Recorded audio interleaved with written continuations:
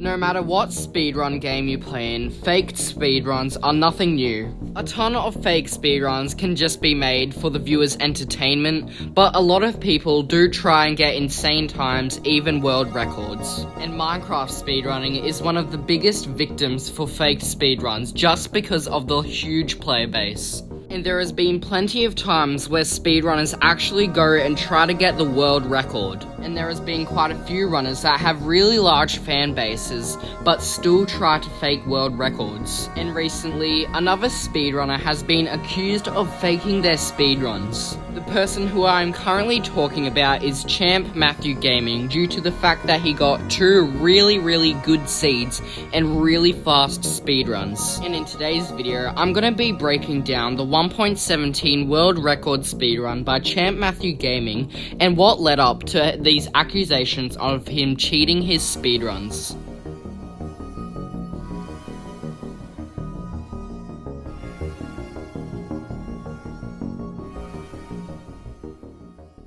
Before I start, I'm gonna be explaining who Champ Matthew Gaming is. He's a player who speedruns and plays Minecraft on his iPad, and recently he got two super fast times with super insane seeds. His first run that put him third place at the time was probably one of the best seeds rolled in RSG, and at that time nobody really thought anything about it because they just thought of how insane the seed was. Champ went on and managed to get a little bit of a subscriber base, going from a small amount of subscribers to 50 subscribers in just a few weeks. While he hit this milestone, he was grinding for the 1.17 RSG world record. At the time, this world record was held by Verts, and it was almost 7 months old. You might be thinking that this must have been an insane time by Verts, because the world record was held by a really long time. But that wasn't the case. It was just that the category 1.17 RSG any percent glitchless on Pocket Edition was barely ever speedran. So that is why Verts' world record was held for such a long time. Once people started finding out that Champ was going for world record, two other speedrunners went to go for world record as well, but they really didn't have the world record in their hands. The other two runners that I'm talking about is Machillo0813 and myself. Both of us knew that we didn't really have the world record potential in our hands, but we thought we'd run the category since no one really ran it anyway. After a few days of all three of us trying to get the world record, there was an interesting message in Champ Matthew's Discord server. He said that he had broken the world record, getting an 18-minute and 11-second speedrun. Now, if you're thinking that this time isn't really that good, well, remember that it was on 1.17 and on his iPad. And the previous world record was 25 minutes and 44 seconds, meaning he beat it by over 7 minutes. Obviously, this sparked a lot of people's interest, so everyone basically ran to his channel to see if he had uploaded it. But when people got there and saw that he hadn't actually uploaded it yet, they started questioning him. Obviously, it was a bit too early to start questioning him on the run because he hadn't even uploaded it yet. So everyone started waiting so he could upload the run. A few hours went by and he still hadn't uploaded it. Then he finally managed to upload it. And once he uploaded it, everybody started pointing out things proving that it was faked. But Matthew was so sure that the run wasn't faked that he decided to put out a video explaining how it wasn't. But before I get into that, let me get into the run itself.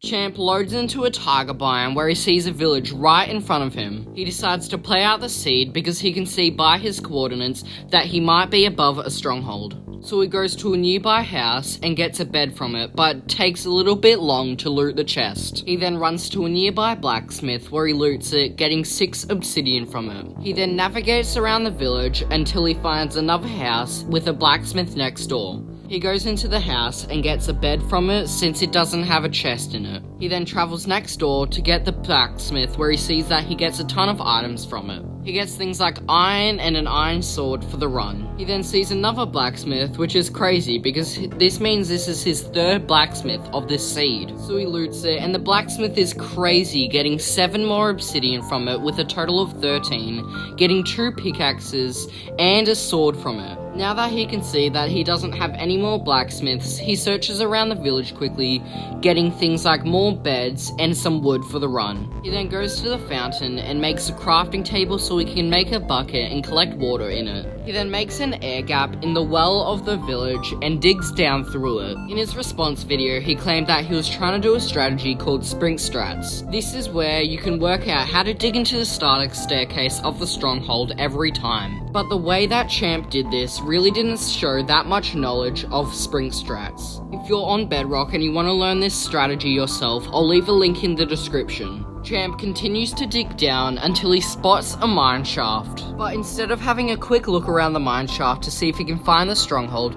he just blocks it off and continues to dig down. This does sound a little bit suspicious, but he explains why he did this in his response video, which I'll get into later. He then digs down into the stronghold, where he sees that he didn't dig down into the starter staircase, meaning he 100% did Sprinkz Strats wrong. He then searches around the stronghold with his navigation being pretty decent until he finds the portal room. He then uses the obsidian he obtained in the blacksmiths to build his portal, then he wood lights his nether portal. After the portal lights, he sets his spawn point just in case he dies, and then crafts things like a shield. He then enters through the nether, where he spawns into a warped forest biome. For Bedrock speedrunning, this is pretty good since it's a very viable strategy to use warped forest to kill endermen in. The reason for this is because endermen spawn a lot in warped forests, so the only thing he needs to find is a fortress, which he does. When he sees the fortress, he decides to freak out in the chat, which isn't something you do on a world record pace. But moving on, he builds up to the fortress where he finds a few stray blazes and then kills them. He then searches around the fortress until he finds a blaze spawner where he kills a few blazes. While he's waiting for a few cycles of blazes to spawn,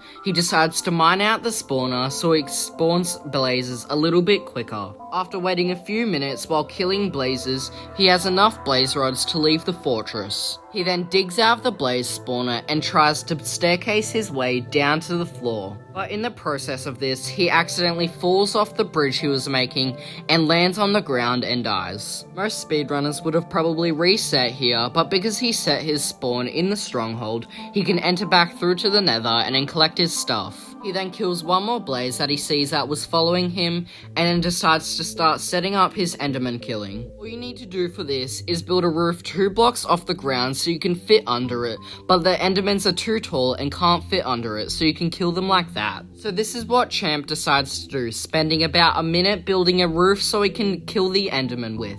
For the next about 5 to 6 minutes, he's just killing the enderman, getting enough pearls so he can enter the end. So I'll skip this part and just skip to where he exits the nether. Once he has gathered up 13 ender pearls, he exits the nether and starts crafting his eyes of ender. He fills in his end portal frames and then starts setting up his hotbar so he can do his 1 cycle. After spending about 30 seconds setting up his hotbar and double checking it a few times, he enters the end. Once he enters, he rushes to the fountain of the end where he sees that the dragon is already perched. But unfortunately, once he gets there, the dragon immediately leaves, dealing him some damage. He then waits about 30 to 45 seconds with the dragon swooping around and shooting fireballs at him until the dragon decides to perch again. Champ is right on it and starts to set up his 1 cycle, where unfortunately, once he starts blowing up his beds, he accidentally clicks the wrong spot of his hotbar and doesn't manage to complete the 1 cycle. He then waits for the dragon to perch again so he can finish killing it, but he doesn't have to wait long since the dragon perches almost instantly. He then uses his sword to hit it to death, and then the dragon dies and he finishes the game in 18 minutes and 11 seconds. Once people started seeing this run and how fast it was, and unfortunately how badly played it was, they started making up things that could have possibly made it faked. Some things being that it was played really poorly, he did his Sprinkz Strats wrong, and that he completely skipped out on looking through the mine shaft. Now that I've said this, I'm going to be sharing my thoughts on his response video and some things that he said.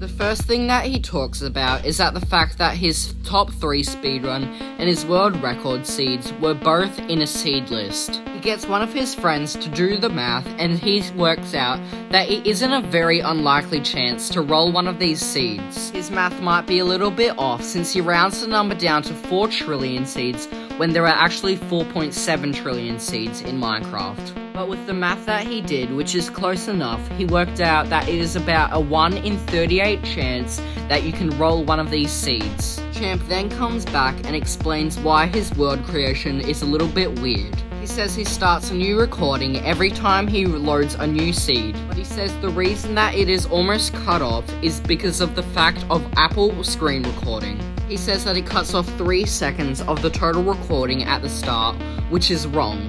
It actually takes 3 seconds of you pressing the record button so you can prepare for your video. So if you want to avoid this next time, just either wait 3 seconds for you to start doing anything, or just record longer videos, maybe every 10 runs start new recording. He then moves on to talk about why his Sprinkz Strats was a bit messed up. He said that he thought he was doing Sprinkz Strats right and that he has learned it already, but he just made a mistake. The reason I don't really believe this is because he dug straight under the bell, which is a pretty common spot for you to dig down if you don't know how to do Sprinkz Strats. Sprinkz Strats requires a whole lot more than just digging underneath the bell. He then explains the reason why he doesn't search around the mineshaft. He says because he thought he was doing his Sprinkz Strats right, he thought instead of searching around the mineshaft to hopefully find the stronghold, he'd just dig down into the stronghold instead. This is a viable argument because if you were doing Sprinkz Strats and you were doing it right, you would probably skip out on searching around the mineshaft since you would probably dig into the starter staircase anyway. So I can agree on Champ with this statement and believe him on this.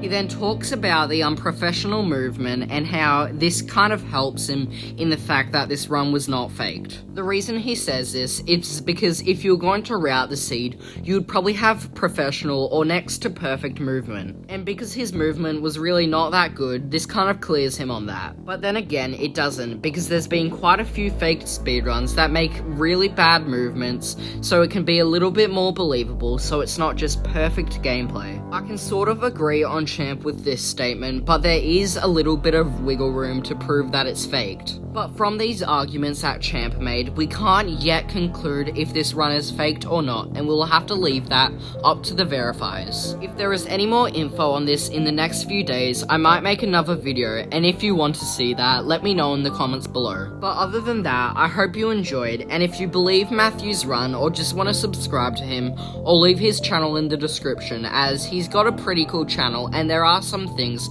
other than Minecraft speedrunning that you can check out. And if you enjoyed my analysis enough or agreed with my arguments, consider subscribing to me as well, as I'm trying to hit 500 subscribers by the end of this month so I can hit 1,000 subscribers by the end of the year, and I can't do it without your help. Thank you everybody so much for watching. I hope you enjoyed, and I hope I see you in the next video. Goodbye everyone.